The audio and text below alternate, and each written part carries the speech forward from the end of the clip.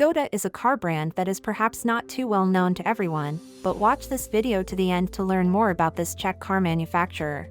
The story starts off with Václav Laurin and Václav Klement.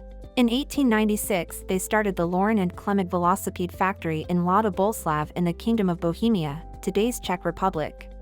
After some trial and error, they made the Slavia motorcycle in 1899, becoming the first motorcycle factory in Central Europe. By 1905 they produced their first automobile, the Voiturette, which became a success both nationally and internationally.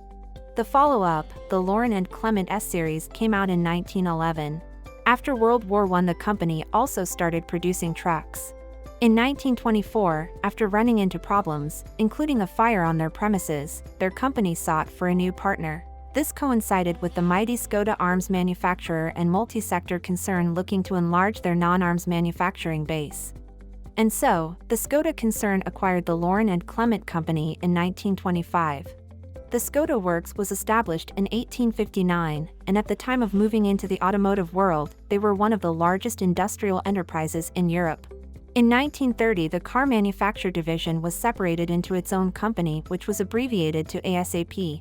This was a subsidiary to the Skoda concern, and sold cars under the Skoda name. Some models of the early years under Skoda include the LNK/Skoda 110 of 1925, the Skoda Popular of 1933, the Skoda Rapid of 1935, the Skoda Superb of 1934, the Skoda Favorite of 1936, and the Skoda Popular Monte Carlo also of 1936. During World War II the Skoda Works were taken over by Germany, and made to produce military material for the Nazi war efforts. The armament works were bombed to total destruction by the Allies in 1945. After the war the factories were rebuilt, but since the Communists took over the country in 1948, the car production part of Skoda was separated from the parent company. The quality of manufacture declined under the Communist rule, and when the Felicia model of 1959 was introduced to the American market, it was soon riddled with reliability problems. This damaging reputation led to the brand not being sold in the US since that time. Other models under the Communist period include the Octavia of 1959, the 1000 MB of 1964, the 110R and 130 RS Rally of 1970, and the Favorite of 1987. Skoda has been the subject of negative jokes in large parts of Europe because of their dated concepts that ran from the 60s and all the way into the 90s without major upgrades. This might have been somewhat unfair, as they managed to take 17 class wins in the WRC Rally with the 105 to 120 and the Rapid models. As communism came to an end in Czechoslovakia in 1989, the once government-run companies were opened up to privatization. Volkswagen won the bid to buy a stake in Skoda over several other car manufacturers, the closest runner-up being Renault. The joint venture partnership started in 1991 with VW buying a 30% stake in the company.